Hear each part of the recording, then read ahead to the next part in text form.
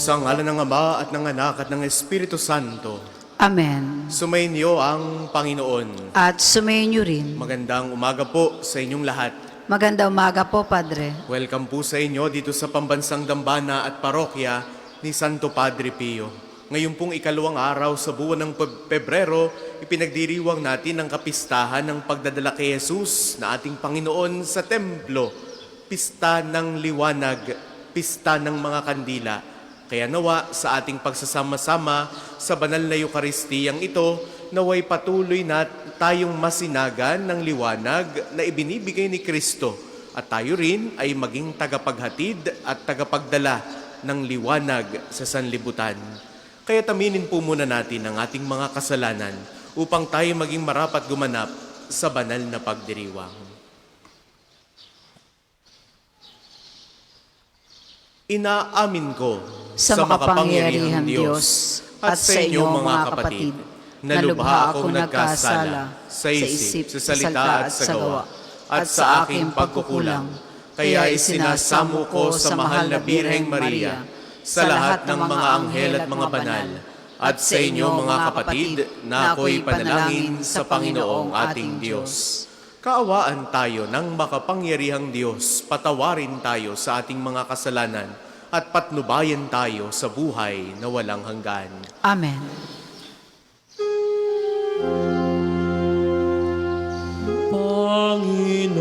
Panginoon, kaawaan mo kami.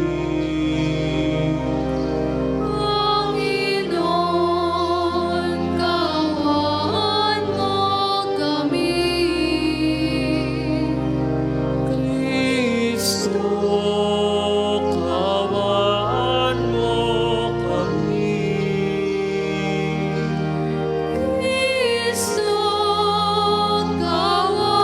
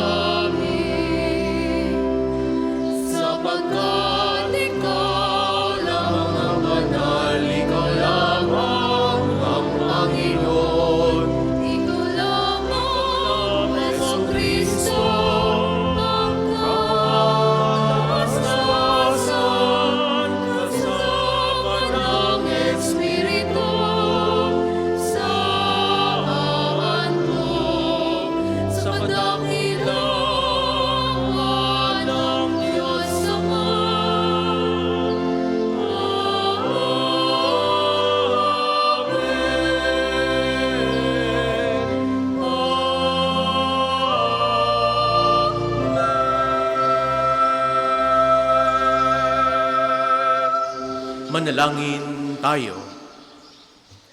Ama naming makapangyarihan, iniluluhog namin sa iyong dakilang kamahalan na katulad ng iyong anak na naging hindi naiiba sa mga tao at ngayon dinala sa iyong banal na templo.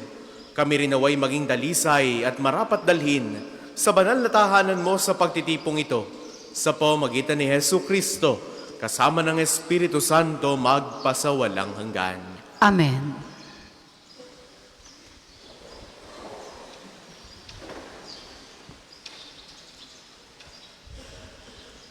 Pagbasa mula sa aklat ni Propeta Malakias. Ito ang sinabi ng Panginoong Diyos. Ipadadala ko ang aking sugo upang ihanda ang daraanan ko. At ang Panginoon na inyong hinahanap ay biglang darating sa kanyang templo. Darating ang pinakahihintay ninyong sugo at ipapahayag ang aking tipan. Ngunit sino ang makatatagal pagdating ng araw na iyon? Sino ang makakaharap pag siya'y napakita na? Siya'y parang apoy na nagpapadalisay sa bakal at parang matapang na sabon. Darating siya para humatol at dadalisayin niya ang mga saserdote tulad ng pagdalisay sa pilak at ginto. Sa gayon, magiging karapat-dapat silang maghandog sa Panginoon at ang mga handog na dadalhin ng mga taga-Huda at Jerusalem ay magiging kalugod-lugod sa Kanya tulad ng dati. Ang salita ng Diyos. Salamat sa Diyos. Salmon tugunan, Diyos na makapangyarihay, dakilang hari kailanman. Diyos na makapangyarihay, dakilang hari kailanman. Ang pintuang luma ay buksan ng lubos. Ang dakilang hari ay doon papasok. Diyos na makapangyarihan, dakilang hari kailanman. Ang dakilang haring ito ay sino ba? Siya ang poon, dakilang talaga. Saan mang labanan, tagumpay ay kanya. Diyos na makapangyarihay, dakilang hari kailanman. Ang pintuang luma ay buksan ng lubos. Ang dakilang hari ay doon papasok. Diyos na makapangyarihay, dakilang hari kailanman. Ang dakilang hari, sino bang talaga? Makapangyarihang Diyos at hari siya. Diyos na makapangyarihay, dakilang hari kailanman.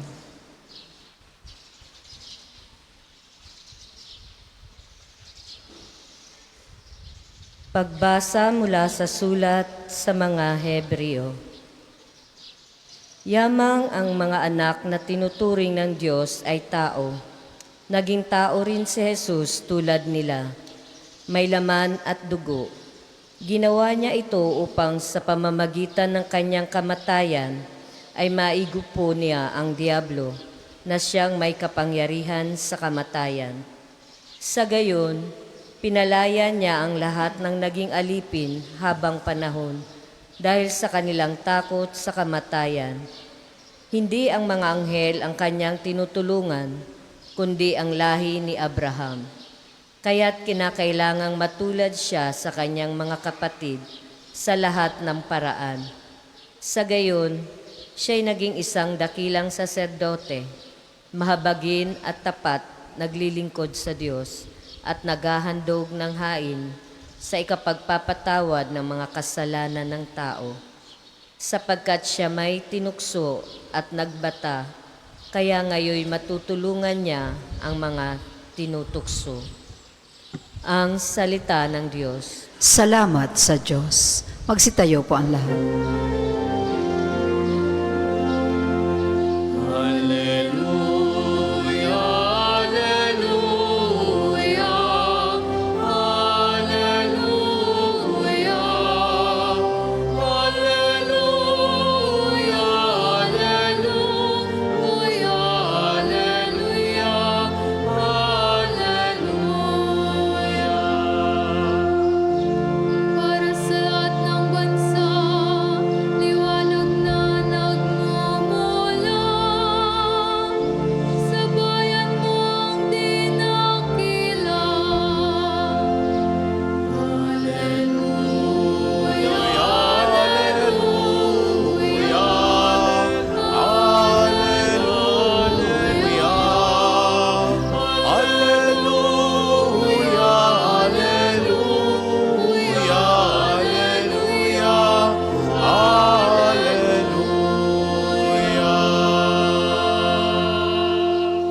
Sumainyo ang Panginoon. At sumainyo rin. Ang mabuting balita ng Panginoon ayon kay San Lucas. Papuri sa iyo, Panginoon.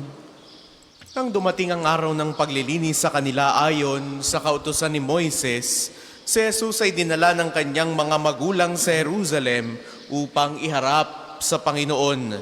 Sapagkat ayon sa kautusan, ang bawat panganay na lalaki ay nakatalaga sa Panginoon at naghandog sila ayon sa hinihingi ng kautusan ng Panginoon, mag-asawang bato-bato o dalawang inakay na kalapati.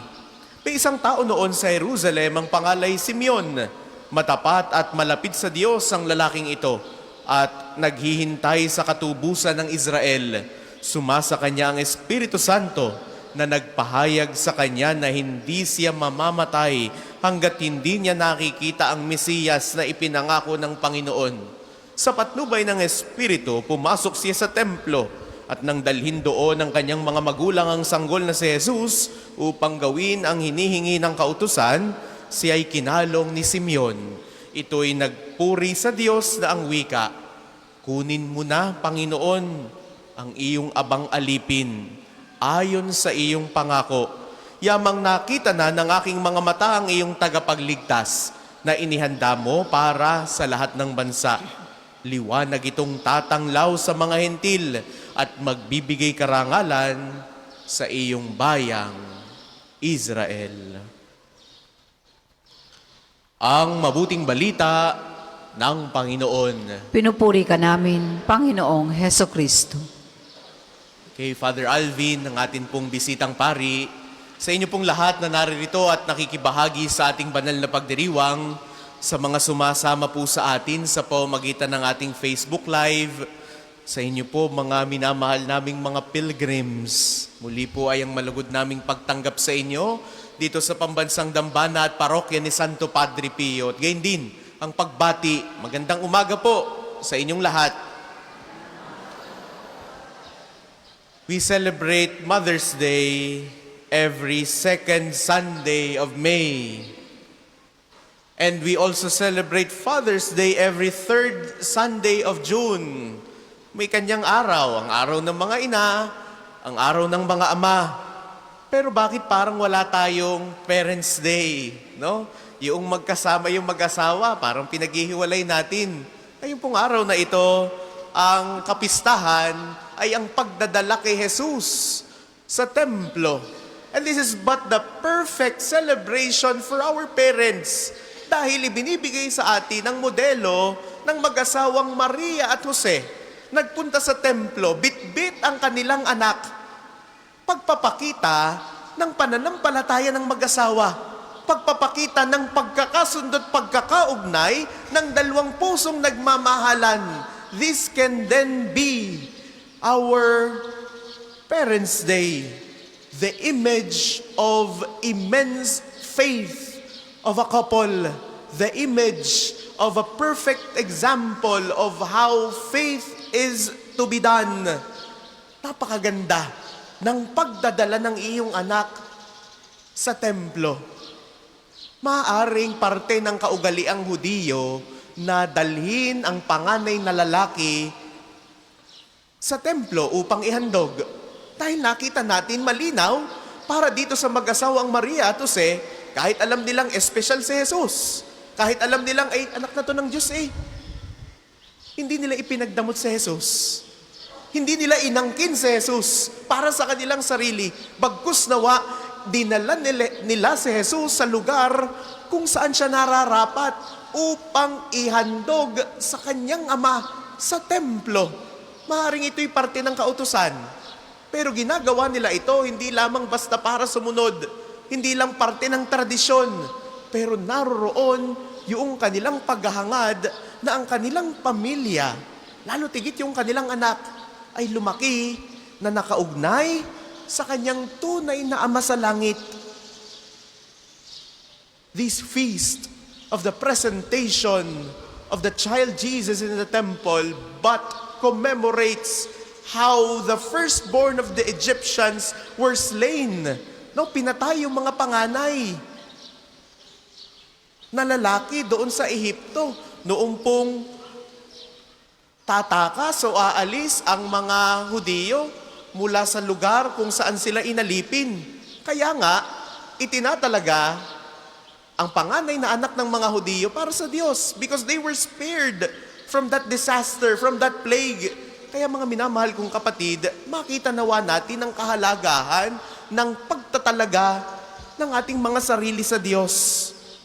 Maaaring ito yung unang pagkakataon na ang batang itong si Jesus ay papasok sa templo. Ang batang itong si Jesus ay papasok sa lugar ng kanyang ama. Kaya nga, gayon na lamang ang pagkamangha, lalo tigit para kay Simeon at kay Ana, na matagal na naghihintay, matanda na, no? Kaya nga ang sabi dito, kunin mo na Panginoon ang iyong lingkod. Handa na siyang mamatay. Dahil noong nakita niya, ang batang si Jesus, parang okay na ang lahat. Solve na ang lahat. Nakita na niya yung matagal niyang iniintay, yung tinatawag niyang propesiya. Noong una, propesiya pa ng mga propeta, nakita na niya si Jesus. Mayroon pong isang kwento tungkol sa isang notorious na batang lalaki, katigas ng ulo. Pagpasalin-salin na ng paaralan dahil lagi na lamang gumagawa ng gulo, nakikipag-away sa kanyang mga kaeskwela, nangongopya, nambubuli ng kanyang mga kaklase, ilang school na ang kanyang nalipatan. Hanggang sa wala na talagang mapagdalahan, nagdesisyon ng kanyang mga magulang, dalhin nga natin ito sa isang Catholic school para matauhan. Pumasok sa Catholic school, kapansin-pansin na ang batang ito ay nagbait at nagtino. Noong tinanong ang batang ito, bakit bigla kang nagbago?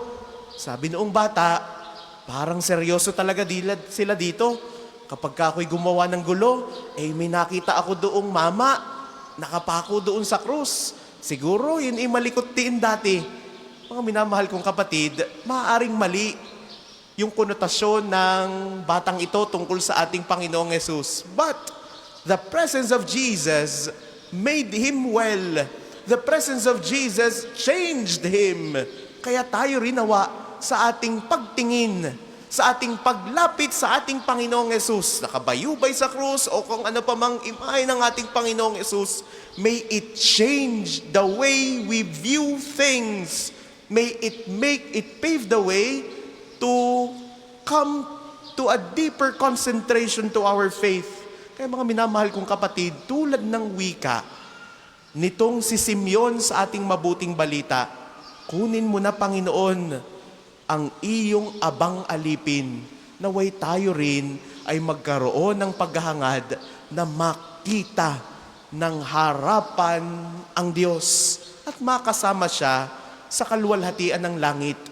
Ngayong araw, hindi lamang po pagdadala kay Jesus sa templo ang atin pong ipinagdiriwang sapin-sapin, ang atin pong pagdiriwang sa araw na ito. Ikalwa rin pong ipinagdiriwang natin ay ang paglilinis sa mahal na Birheng Maria, the purification of Mary. Maaring hindi naman talaga kailangan, pero parte ng kaugaliang Hudiyo na ang isang ina, pagkatapos manganak, hindi siya pwedeng lumabas sa kanilang tahanan sa loob ng 40 araw sapagkat kailangan niyang linisin, no? Dahil parte ng ritual ng panganganak.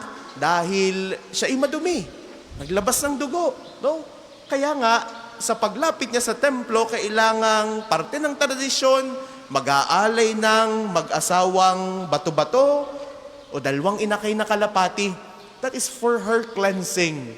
Mga minamahal ko, tayo rin nawa ay magkaroon ng paghahangad ng kalinisan ng ating mga puso.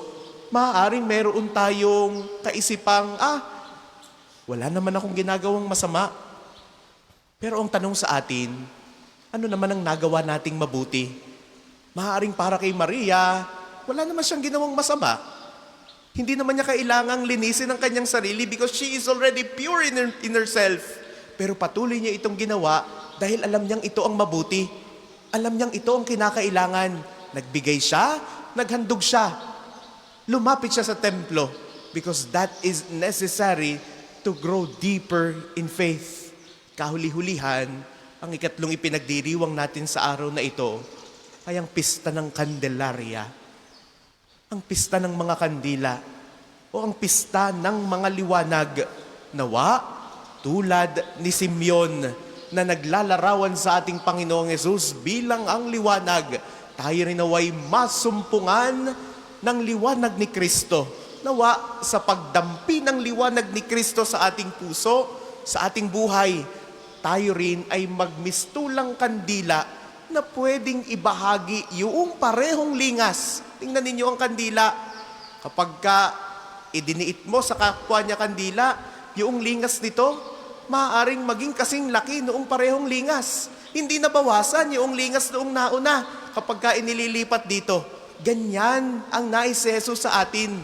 Sa paglapit niya sa ating buhay, sa pagdiit ng lingas o alab ng pagmamahal ni Kristo sa atin, parehong pagmamahal, parehong alab ang ibahagi nawa natin sa iba.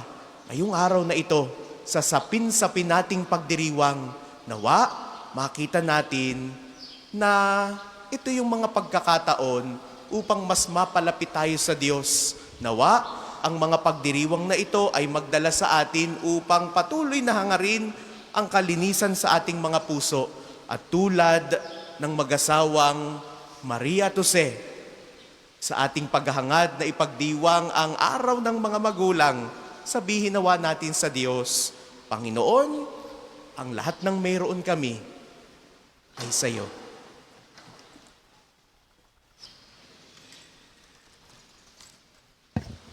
Para po sa maghahandog na sobre, pakihulog na lamang po sa buslo.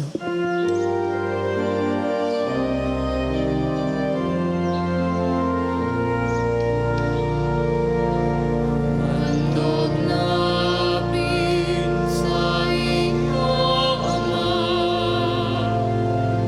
ang tinapay at alak na ito. Handog ng bayang umaasang sumasapat nagmamahal sa'yo.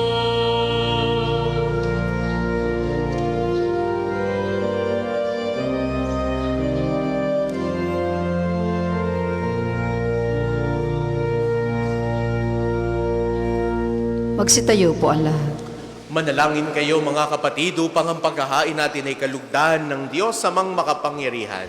Tanggapin nawa ng Panginoon itong paghahain sa mga kamay, sa kapurihan niya at karangalan, sa ating kapakinabangan at sa buong sambayanan niyang banal. Ama naming lumikha, naway maging kalugod-lugod sa iyo ang paghahain ito ng iyong nagagalak na sambayanan. Niloob mong para sa ikabubuhay ng sanlibutan ay maihandog ang tupang maamo at walang bahid dungis, si Hesu Kristo na iyong anak at aming Panginoon magpasawalang hanggan.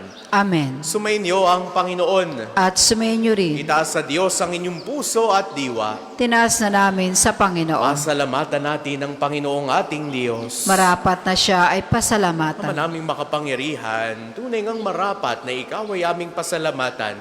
Ngayon dinala sa iyong templo ang anak mong dating di na naiba sa iyo. Siyang nagbibigay karangalan sa Israel na iyong bayan. Siyang ipinahayag ng Espiritu Santo bilang liwanag na tatanglaw sa lahat ng tao.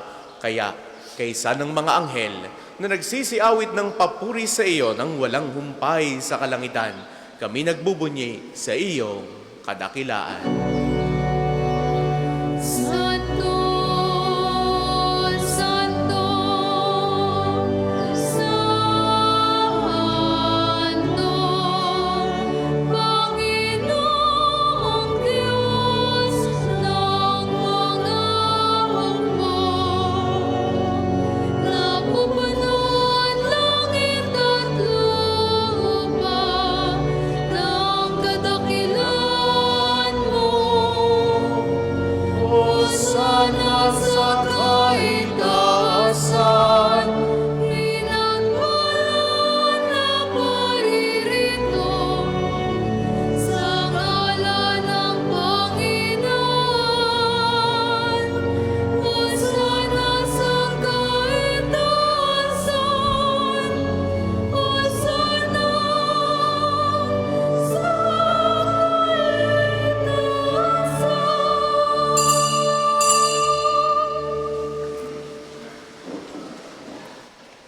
Ama naming banal, ikaw ang bukal ng tanang kabanalan, kaya't sa pamamagitan ng iyong Espiritu, gawin mong banal ang mga kaloob na ito, upang para sa aming maging katawan at dugo ng aming Panginoong Hesukristo.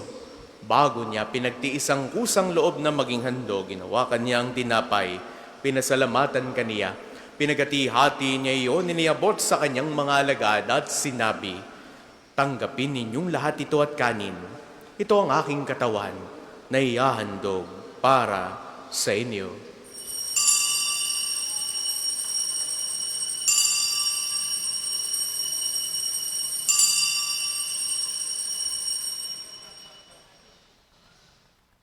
Gayun din naman, noong matapos ang hapunan, hinawakan niya ang kalis. Muli kanyang pinasalamatan. Iniabot niya ang kalis sa kanyang mga alagad at sinabi, "Tanggapin ninyong lahat ito at inumin. Ito ang kalis ng aking dugo ng bago at walang hanggang tipan. Ang aking dugo na ibubuhos para sa inyo at para sa lahat sa ikapagpapatawad ng mga kasalanan. Gawin ninyo ito sa pag-alala sa akin."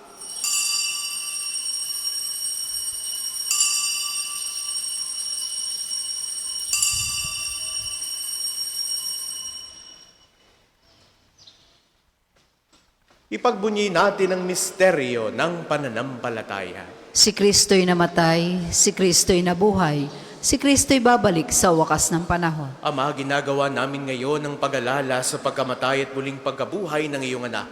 Kaya tiniaalay namin sa iyo ang tinapay na nagbibigay buhay at ang kalis na nagkakaloob ng kaligtasan.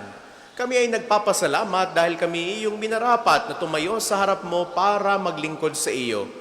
Isinasamo namin kaming magsasalo-salo sa katawan at dugo ni Kristo ay mabuklod sa pagkakaisa sa pamamagitan ng Espiritu Santo.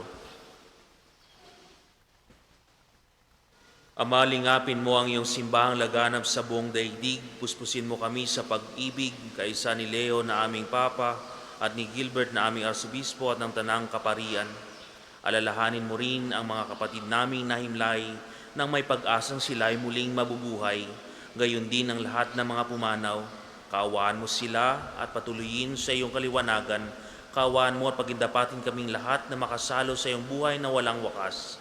Kaisa ng mahal na Birheng Maria, Ina ng Diyos, ni San Jose na kanyang linisang esposo, kaisa ng mga apostol at ng lahat ng mga banal na namuhay dito sa daigdig ng kalugod-lugod sa iyo, may pagdiwang nawa namin ang pagpupuri sa ikararangal mo sa pamamagitan ng iyong anak na aming Panginoong Hesukristo. Sa pamamagitan ni Kristo, kasama niya at sa Kanya ang lahat ng parangal at papuri ay sa iyo, Diyos amang makapangyarihan, kasama ng Espiritu Santo magpasawalang hanggan.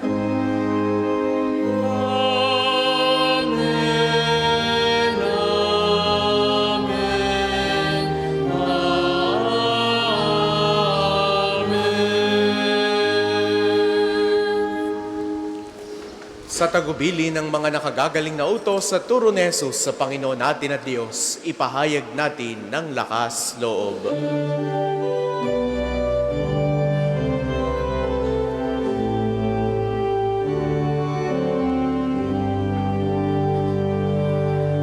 Ama namin, sumasalangit ka, sambahin ang ngalan mo, mapasamin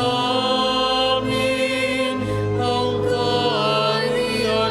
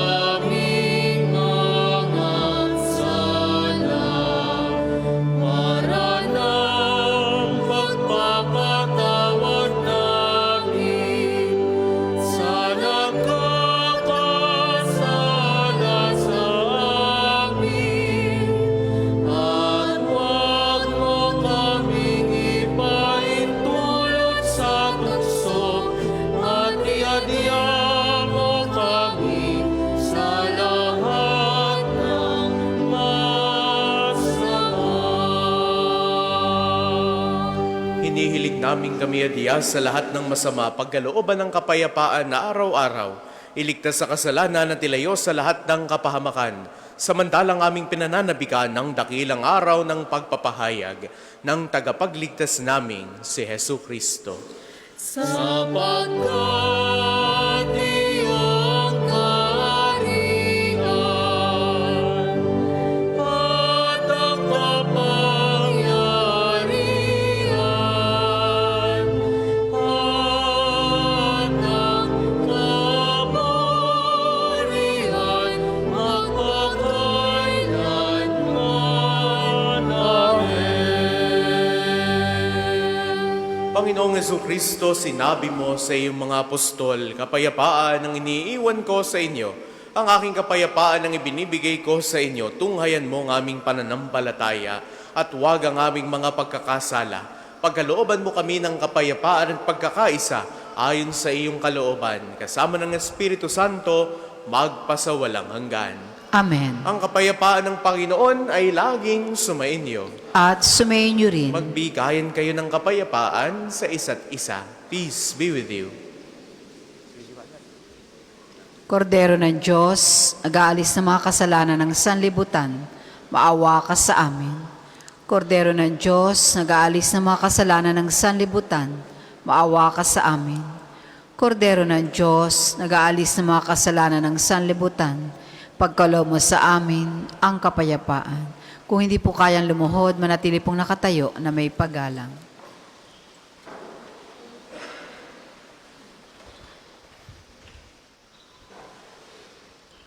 Ito ang kordero ng Diyos. Ito nag-aalis ang mga kasalanan ng sanlibutan.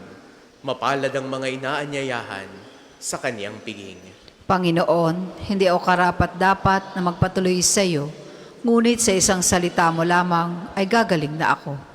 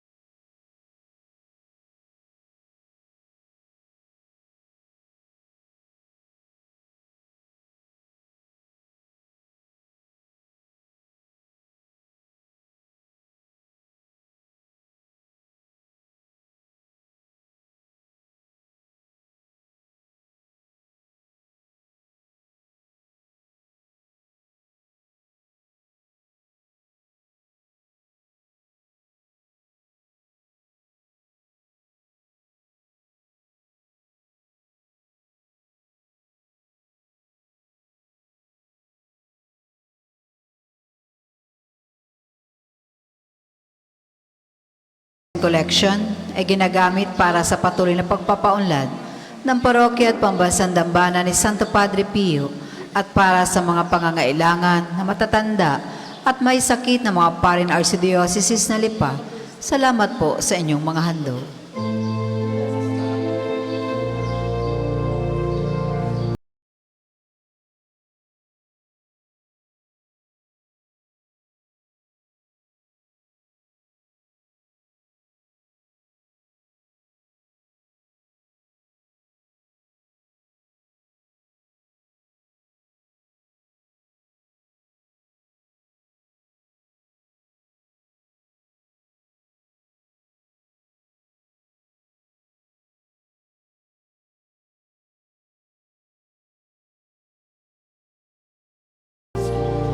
Ang iyong gantimpala, mana, ang ako mong kasarin.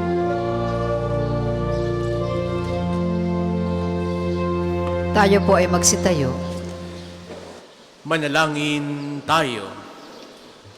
Ama naming mapagmahal, sa pagtanggap namin ng pakikinabang, naway mapa sa aming lubusan ng iyong kagandahang loob, na kinamtang ganap ni Simeon noong matupad ang kanyang inaasam, na huwag munang mamatay hanggang hindi nakikita ang Mesiyas. Marapatin mo ring aming makamta ng walang maliw na buhay, sa pagtahak namin sa landas ng pakikipagtagpo sa aming Panginoong Jesucristo ngayon at magpasawalang hanggan. Amen. Ating dasalin ang panalangin na pagtitiwala kay Santo Padre Pio. Padre Pio, taga Pietrelcina, mongheng banal, pintakasing santo ng milenyong kasalukuyan, gabay namin sa pagtahak sa landasing makalangit, takbuhan sa pangangailangan, huwaran ng pagtitiis. Sa iyo namin inalapit aming mga kagipitan, sa iyo po ibinibilin kalusugan at kabuhayan.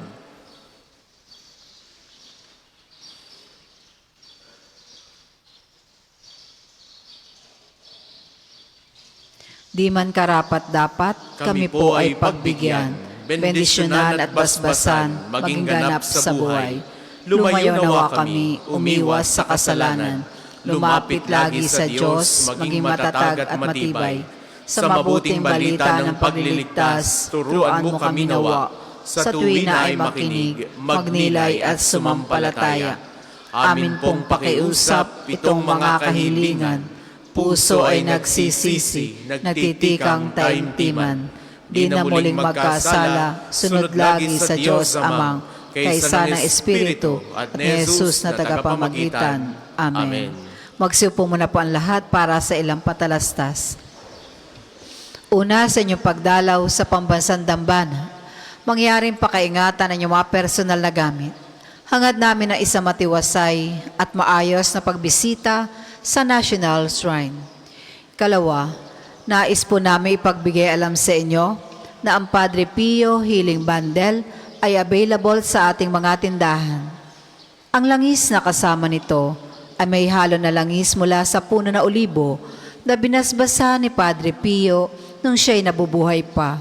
Naway, magindaan ang ating healing bundle sa pagkakamit ng kagalingan mula sa Diyos. Ikatlo, inanyayahan din ang lahat na dalhin ang inyong mga lumang palaspas na binasbasan noong nakaraang taon. Ang mga ito ay ating susunugin bilang paghahanda sa darating na Miyerkules na Abo.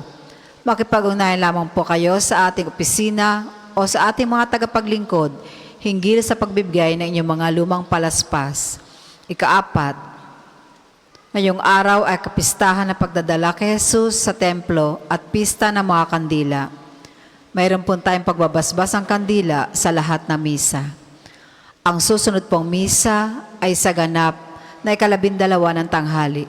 Maraming salamat po at mangyaring panatilihin natin ang kalinisan, katahimikan, at diwa ng pananalangin sa loob at labas ng ating mga simbahan. Magsitayo pong lahat para sa pagbabasbas ng religious articles. Mga kapatid, manalangin tayo sa Diyos sa mang makapangyarihan upang tayo ay maging kawangis si Kristo sa taimtim na pagdalangin sa tulong ng mga larawan at mga dasalan. Atin na rin po ngayong babasbasan ng atin pong mga daladalang kandila. Manalangin tayo. O Diyos, Ikaw ang bukal ng lahat ng pagpapala at biyaya. Ibuhos po ninyo ang inyong bendisyon sa mga gamit na ito sa pananalangin, mga rosaryo, imahen, dasalan, langis, miracle robes, healing bundles at gayon din ang ating mga kandila na nagpapaalala ng iyong kabutihan, kabanalan at pagmamahal sa amin upang ang lahat na dumulog at magdasal gamit ang mga ito ay magtamo ng iyong awa at biyaya. Loobin mong tularan namin ang kabanalan at aral ni Kristo at ng mga santo magpasawalang hanggan. Amen. Ama namin, sumasalangit ka. Sambahin ang ngalan mo. Mapasamin ang kaharian mo. Sundin ang loob mo dito sa lupa para nang sa langit. Bigyan mo kami ngayon ng aming kakanin sa araw-araw at patawarin mo kami sa aming mga sala para nang pagpapatawad namin sa nagkakasala sa amin. At huwag mo kaming ipahintulot sa tukso at iadya mo kami sa lahat na masama. Amen. Aba, Ginoong Maria, napupuno ka ng grasya. Ang Panginoon Diyos ay sumasa iyo. Bukod kang pinagpala sa babaeng lahat, at pinagpala naman ang iyong anak na si Jesus. Santa Maria, Ina ng Diyos, panalangin mo kaming makasalanan, ngayon at kung kami mamamatay. Amen. Papuri sa Ama, sa Anak at sa Espiritu Santo, kapara ng una, ngayon at magpasawalang hanggan. Amen. Papuri sa Ama, sa Anak at sa Espiritu Santo, kapara noong una, ngayon at magpasawalang hanggan. Amen. Papuri sa Ama, sa Anak at sa Espiritu Santo, kapara noong una, ngayon at magpasawalang hanggan. Amen. Sumainyo ang Panginoon. At sumayin niyo rin. Naway pagpalain kayong lagi ng makapangyarihan at nagmamahal sa ating Diyos, ang Ama at Anak at Espiritu Santo. Amen. Taglay ninyo sa inyong pag-alis ang kapayapaan ni Kristo. Salamat sa Diyos.